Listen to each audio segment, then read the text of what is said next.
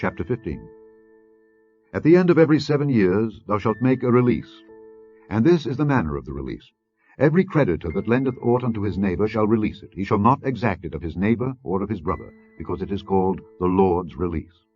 Of a foreigner thou mayest exact it again, but that which is thine with thy brother thine hand shall release, save when there shall be no poor among you. For the Lord shall greatly bless thee in the land which the Lord thy God giveth thee for an inheritance to possess it, only if thou carefully hearken unto the voice of the Lord thy God, to observe to do all these commandments which I command thee this day. For the Lord thy God blesseth thee as he promised thee, and thou shalt lend unto many nations, but thou shalt not borrow. And thou shalt reign over many nations, but they shall not reign over thee. If there be among you a poor man of one of thy brethren within any of thy gates in thy land which the Lord thy God giveth thee, thou shalt not harden thine heart, nor shut thine hand from thy poor brother, but thou shalt open thine hand wide unto him, and shalt surely lend him sufficient for his need in that which he wanteth. Beware that there be not a thought in thy wicked heart, saying, The 7th year, the year of release, is at hand. And thine eye be evil against thy poor brother, and thou givest him naught, and he cry unto the Lord against thee, and it be sin unto thee. Thou shalt surely give him, and thine heart shall not be grieved when thou givest unto him, because that for this thing the Lord thy God shall bless thee in all thy works, and in all that thou puttest thine hand unto. For the poor shall never cease out of the land. Therefore I command thee, saying, Thou shalt open thine hand wide unto thy brother, to thy poor, and to thy needy in thy land.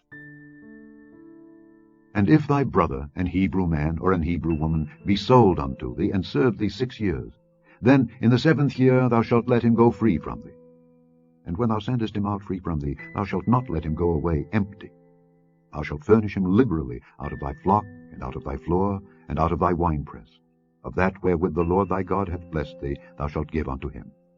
And thou shalt remember that thou wast a bondman in the land of Egypt, and the Lord thy God redeemed thee. Therefore I command thee this thing today. And it shall be, if he say unto thee, I will not go away from thee, because he loveth thee and thine house, because he is well with thee, then thou shalt take an awl, and thrust it through his ear unto the door, and he shall be thy servant forever. And also unto thy maidservant thou shalt do likewise. It shall not seem hard unto thee when thou sendest him away free from thee, for he hath been worth a double hired servant to thee in serving thee 6 years, and the Lord thy God shall bless thee in all that thou doest. All the firstling males that come of thy herd and of thy flock thou shalt sanctify unto the Lord thy God. Thou shalt do no work with the firstling of thy bullock, nor shear the firstling of thy sheep. Thou shalt eat it before the Lord thy God, year by year, in the place which the Lord shall choose, thou and thy household. And if there be any blemish therein, as if it be lame, or blind, or have any ill blemish, thou shalt not sacrifice it unto the Lord thy God. Thou shalt eat it within thy gates. The unclean and the clean person shall eat it alike, as the roebuck and as the hart. Only thou shalt not eat the blood thereof. Thou shalt pour it upon the ground as water.